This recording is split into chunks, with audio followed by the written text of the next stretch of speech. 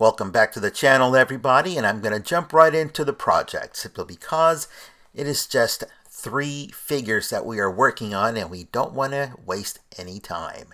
As you can see, the yellow one, it looks great out of the box, but the green one, I just really wasn't happy with what was in the box. And I proceeded to remove these glowing tiger stripes off the chest, and I'm going to replace those, just like the emblem that is in the center. It's really difficult to remove the emblem because it's well glued on, and because it's actually glued on to the area where the peg inserts into the chest. Now, I'm using 100% acetone. Make sure you use your acetone very carefully because it can melt the plastic. Allow it to evaporate or dry between the different coats that you're going to apply. Now, this is liquid mask, totally the opposite of the acetone. This is going to protect the areas that we don't want to paint. I don't want to remove this emblem off the yellow lantern. I want to protect it from the paint that I'm going to use. And I'll be doing this to this body and to the green one. And why the liquid mask? Because actually it's easier to work with. There's no trimming, there's no cutting.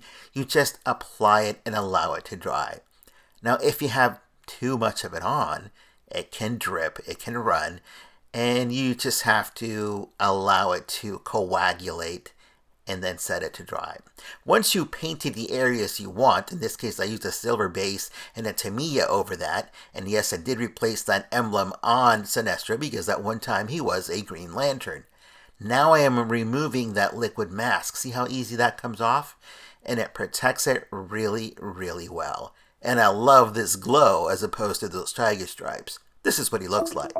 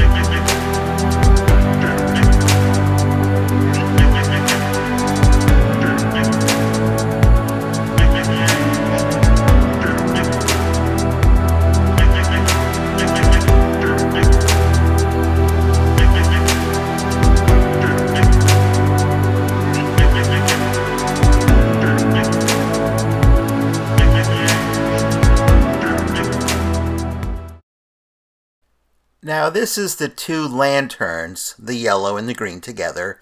Obviously it's the same body, it's just a different color in the plastic. The yellow one is a yellow plastic, it's just painted black. The same thing in the green, it's a green plastic, again it's painted black. So that makes it really easy to work on. Now if this is all you want to do, that's fine. Now to my yellow one, I did add some silver as a base, and then I added the yellow on top of that to give it more of a metallic look. But I only did that to the torso, not the arms or the legs. And I did obviously the same for that glow on the green Sinestro. I love the way these 2 look. Now I added more green into the Sinestro body because I wanted it to look like a Green Lantern outfit. But I didn't want to remove the motif that was on the body because I wanted it to look, I like the way the design looks on that. Now remember, these are only ideas. And we're not here just to talk about these 2, but we want to talk about the blue one. I took a 3rd Sinestro. It's a yellow body. I painted the yellow and blue. I left the black as it is. I only trimmed out the black areas where it met the blue to make it nice and neat. And yes, if this is all you want to do, because you don't like painting or removing pieces, then just leave it as is.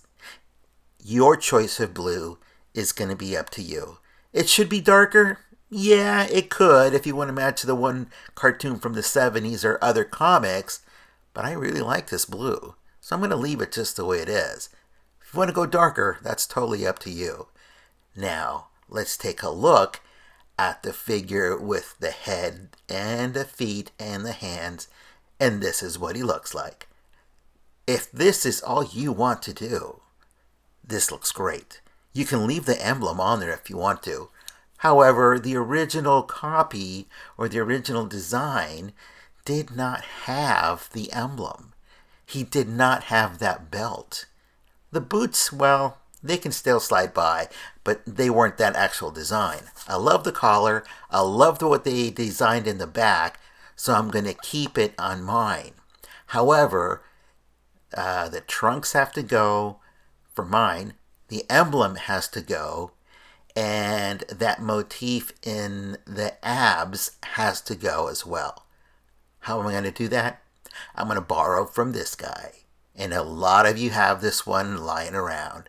It's really inexpensive to buy it loose, so if you want parts, this is the one to get. It's the same body. And again, this is green plastic painted black.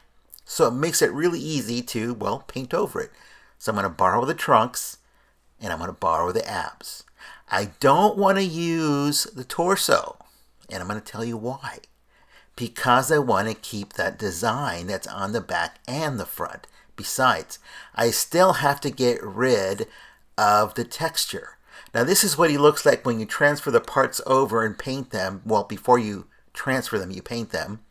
These are the trunks from the Kyle Rayner Green Lantern and the abs. So we're almost there. Again, if this is all you want to do, that's fine. It still looks good. However, this is just the start of the idea that I have. Again, you don't have to do this if you don't want to. These are all.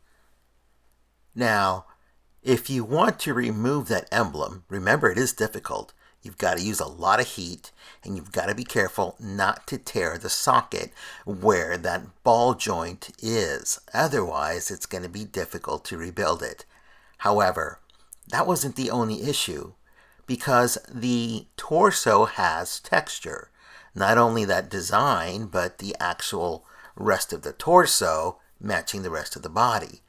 I had to remove the texture off the back and the front. I wasn't going to be able to do that using epoxy, the two-part epoxy. So I had to use something else.